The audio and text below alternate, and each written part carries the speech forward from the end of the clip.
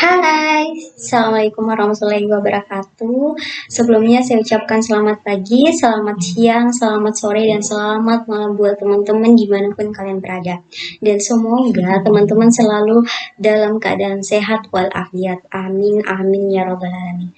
Oke nih, jadi saya akan membahas sedikit ataupun menyinggung sedikit sekali terkait dengan komunikasi. Jadi, komunikasi ini merupakan hal yang sangat penting dalam tatanan kehidupan manusia.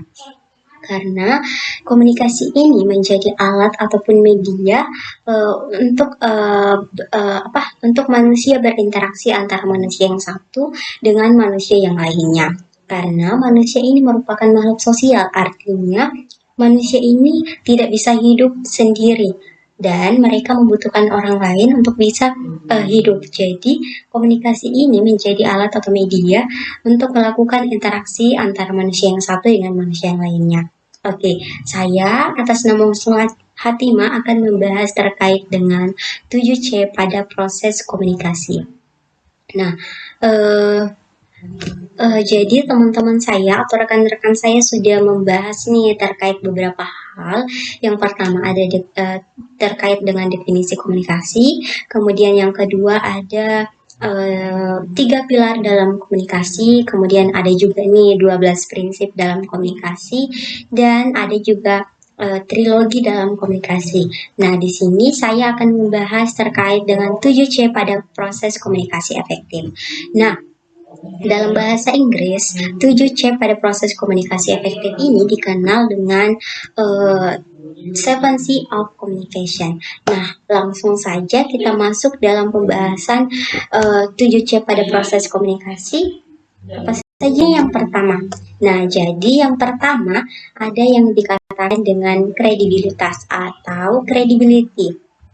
Nah, jadi apa nih yang dimaksud dengan kredibilitas? Nah, kredibilitas ini merupakan komunikasi di mana ini dimulai dari suasana saling percaya yang diciptakan oleh pihak komunikator secara sungguh-sungguh untuk melayani publik yang memiliki keyakinan dan respek.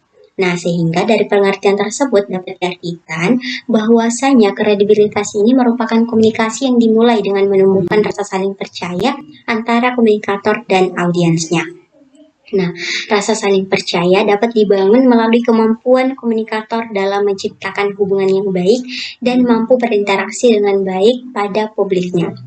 Menurut Mahesa dan Mirman, kredibilitas ini merupakan suatu kondisi di mana komunikator dinilai memiliki kemampuan, pengetahuan, keahlian, atau pengalaman yang relevan dengan topik pesan yang disampaikan. Sehingga komunikan menjadi percaya bahwa apa yang disampaikannya tersebut bersifat objektif. Komunikator harus mempunyai pengertian yang sama dengan komunikan agar dapat dimengerti, sehingga komunikator akan mengetahui bagaimana reaksi dan respon dari komunikan terhadap pesan yang akan disampaikan. Oke, jadi hal ini merupakan salah satu faktor utama sesuai dengan fungsinya. Sebagai pelaku utama dalam aktivitas komunikasi, komunikator memegang peranan yang sangat penting.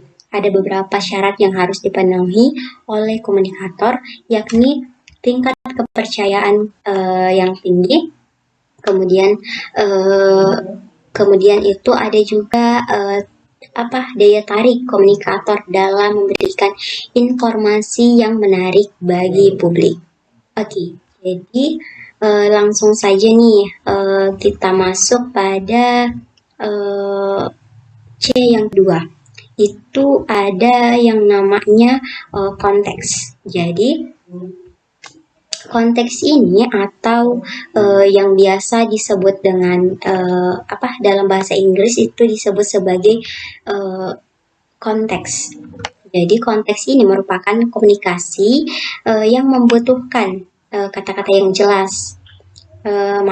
Jadi konteks ini merupakan komunikasi yang membutuhkan lingkungan sosial yang mendukung dan tidak ada gangguan antara komunikator dengan komunikan serta sarana atau media komunikasi saling berkaitan. Dalam artian bahwasanya dalam konteks komunikasi lebih baik jika ada sarana bagi publik untuk berpartisipasi dan memberikan umpan balik atau feedback. Selain itu, konteks dalam informasi yang baik yaitu memberikan informasi dengan tepat melalui media yang dapat mendukung proses komunikasi. Nah, itu tadi materi yang kedua terkait dengan konteks. Nah, ada yang ketiga itu adalah isi atau dalam bahasa Inggris itu disebut dengan konten. Nah, apa nih yang dimaksud dengan isi?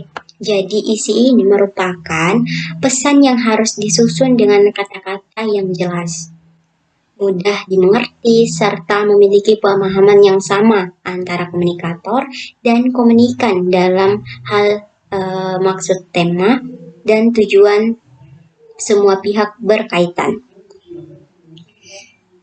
Dapat diartikan bahwasanya pesan yang diberikan harus mengandung makna bagi penerimanya, serta relevan dengan situasi penerima. Karena pada umumnya, publik akan mencari informasi yang dirasa bermanfaat dan sesuai dengan apa yang sedang dibutuhkan. Nah, itu yang dimaksud dengan isi. Nah, selanjutnya ada yang disebut dengan kejelasan atau dalam bahasa Inggris itu disebut sebagai clarity. Nah, apa sih yang dimaksud dengan kejelasan atau clarity ini?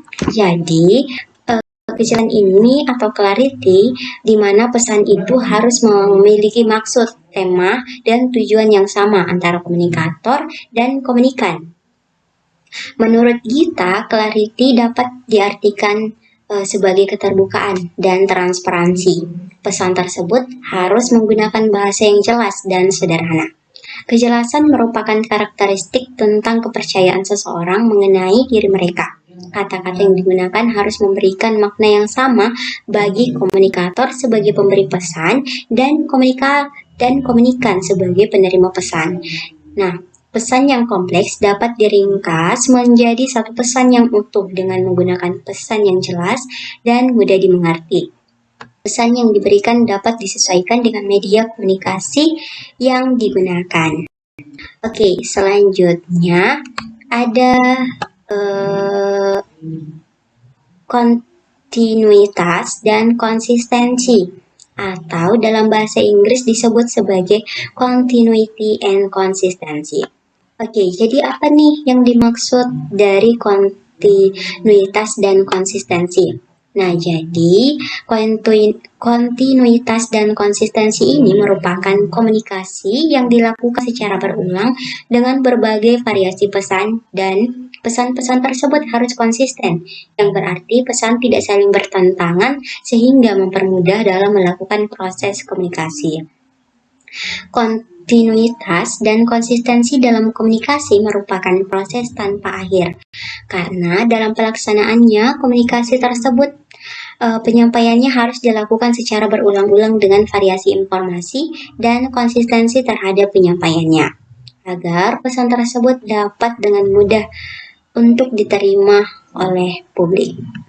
Oke, selanjutnya ada yang dimaksud dengan saluran atau channel.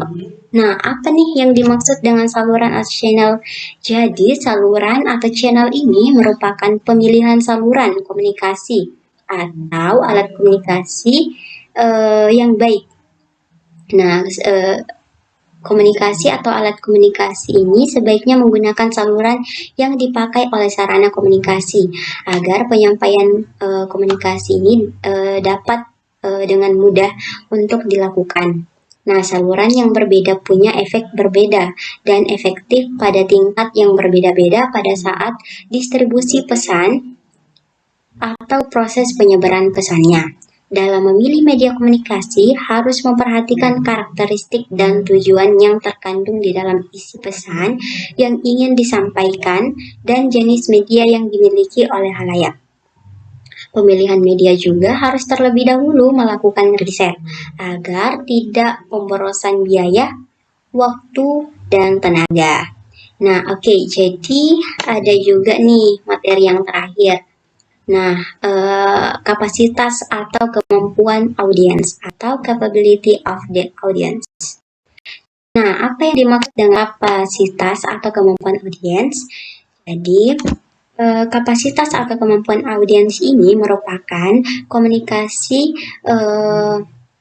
di mana komunikasi ini dapat dikatakan efektif apabila komunikator sebagai pengirim pesan tidak membebani komunikan sebagai penerima pesan untuk memahaminya.